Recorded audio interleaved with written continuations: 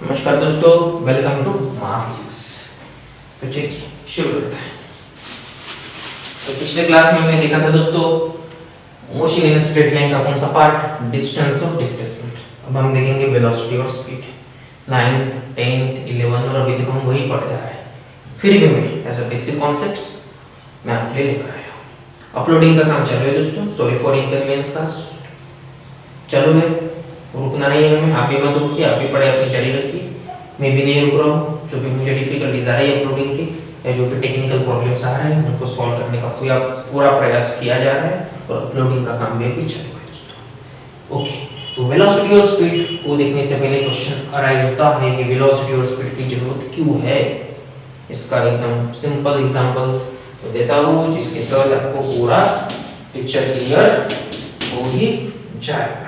तो ये बंदा है, कोई भी बंदा है एक्स वाई जेड, जाना चाहता है कार से, जाना चाहता है बाइक से, जाना चाहता है साइकिल से। कहाँ जाना चाहता है नहीं पता मुझे, इधर जाना चाहता है।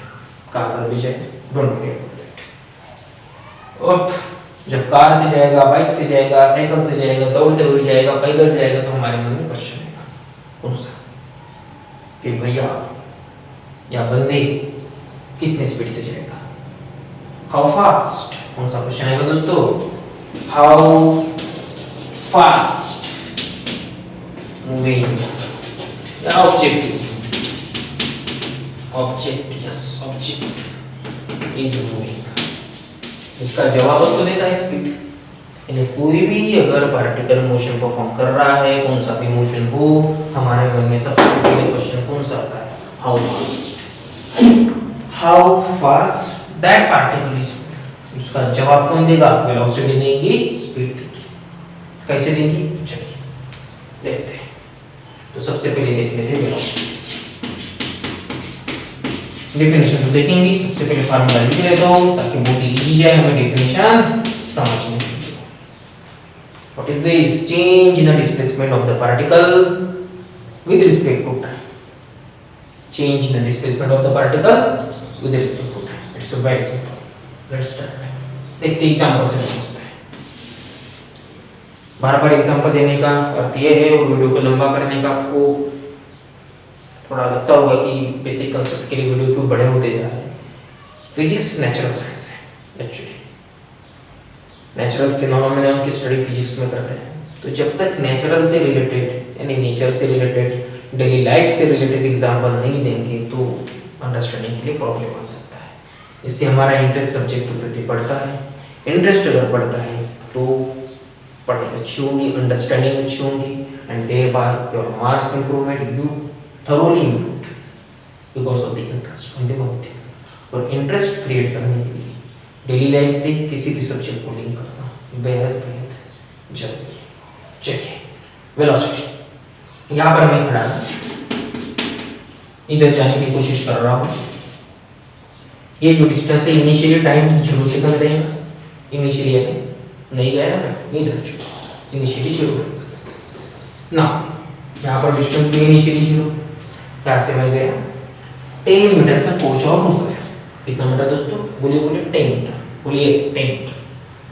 कितना टाइम, लेट्स से 5 सेकंड। कितना 5 सेकंड। अब डिस्प्लेसमेंट यानी ई के डायरेक्शन में स्ट्रेट लाइन में मैं तो डिस्प्लेसमेंट यानी इनिशियल पोजीशन फाइनल पोजीशन के बीच का डिस्टेंस। तो ये जो डिस्टेंस है 10 मीटर है एंड डिस्प्लेसमेंट कितना है 10 मीटर। और नहीं ऐसा निकालना तो इसको मैं ऐसा लिख सकता हूँ x2 - x1 divided by t2 - t1। ऐसा भी लिखा जा सकता है।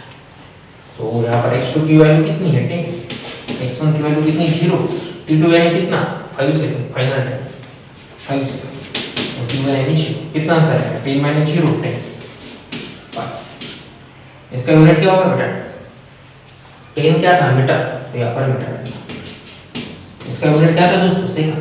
10/5 2 यूनिट और रट्टा मारने की आवश्यकता बिल्कुल जो है वही है, दैट्स इट 2 मीटर पर सेकंड। खत्म। आपने तो न्यूमेरिकल सॉल्व किया नहीं, न्यूमेरिकल नहीं है ये तो एग्जाम्पल है, बेटर अंडरस्टैंडिंग। क्या किया हमने देखते। यहाँ में था, यहाँ गया, ये मेरी इनिशियल पोजीशन है, मेरी फाइनल पोजीशन। 10 मीटर मैंने ट्रैवलिंग किया, कितने सेकंड में 5 सेकंड। चेंज इन डिस्प्लेसमेंट कितना हुआ final minus initial 10 metre, change in time कितना होगा 5 minus 0.5 second, that's it. 10 by 5 2 metre पर सेकंड, मीटर पर सेकंड की डिस्टेंस डिस्प्लेसमेंट मैंने मीटर में लिया, टाइम मैंने सेकंड में लिया, तो मीटर पर सेकंड, और यही एसआई यूनिट भी है। डायमेंशन की बात करें बिल्कुल करेंगे डायमेंशन के बाद। डायमेंशन क्या होगा, डायमेंशन रट्टा मारने की फिर से जरूरत नहीं, बहुत बच्चों को आता होगा, लेकिन जिनका नहीं है तो उनको शॉर्टकट। कौन सा शॉर्टकट, शॉर्टकट कोई भी नहीं है, अंडरस्टैंड। मीटर, मीटर है क्या, लेंथ, लेंथ के लिए हम इस्तेमाल करते हैं एल। कितना मीटर है, कोई स्क्वायर क्यूब है नहीं, सिर्फ मीटर, तो 1 L1। ओके, सेकंड काय में डिनोमिनेटर में, डिनोमिनेटर में तो काय इस्तेमाल करने पर माइनस, कितना सेकंड है, सिर्फ एक, तो मैं क्या बोलूं S1 T1 L1 T1 is the dimension. खत्म।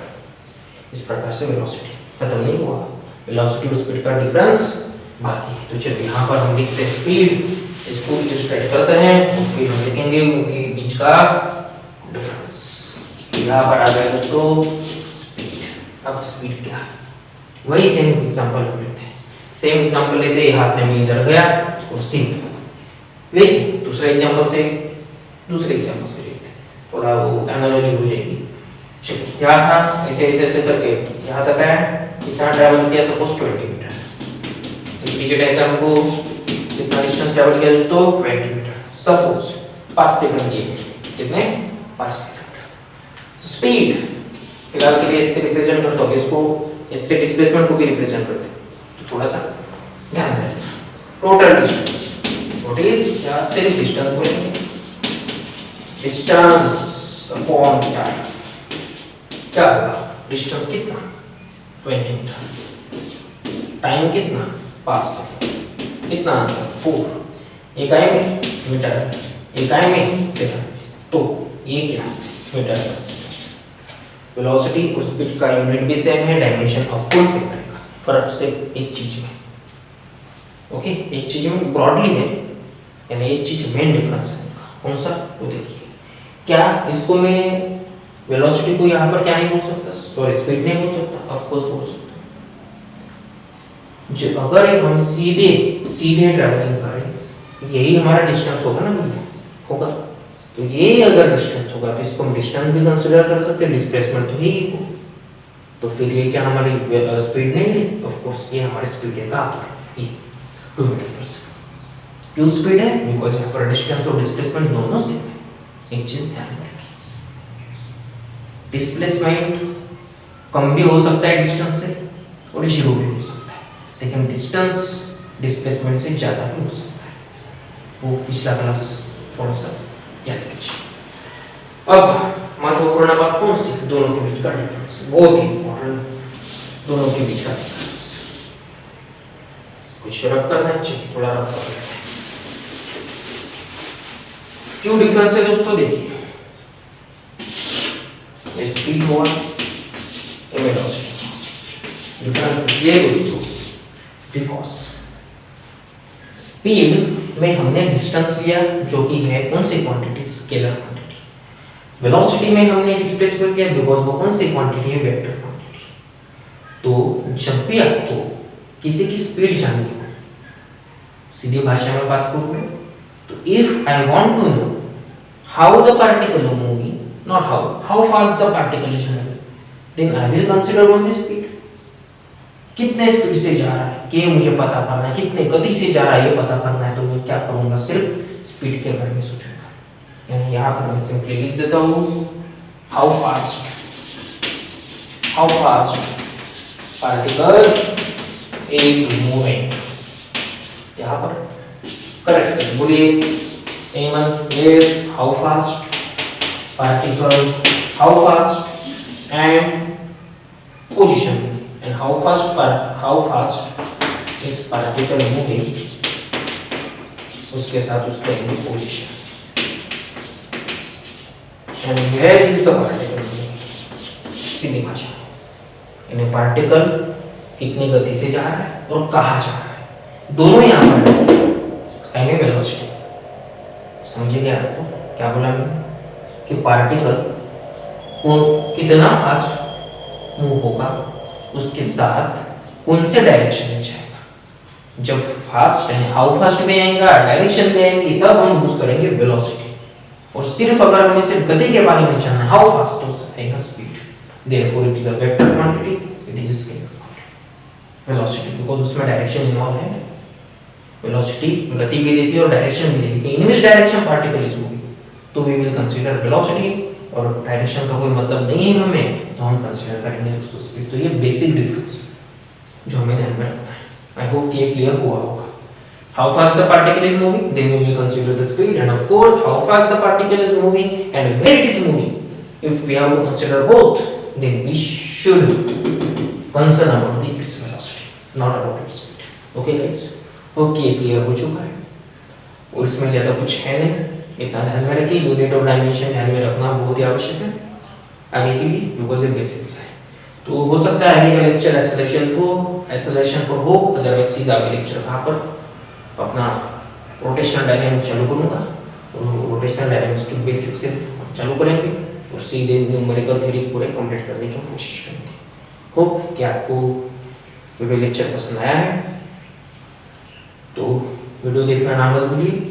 पसंद आए तो सब्सक्राइब कीजिए और लाइक कीजिए, शेयर कीजिए, जो भी वो बोलते हैं। पसंद आए तो, अदरवाइज कोई ज़बरदस्ती नहीं है।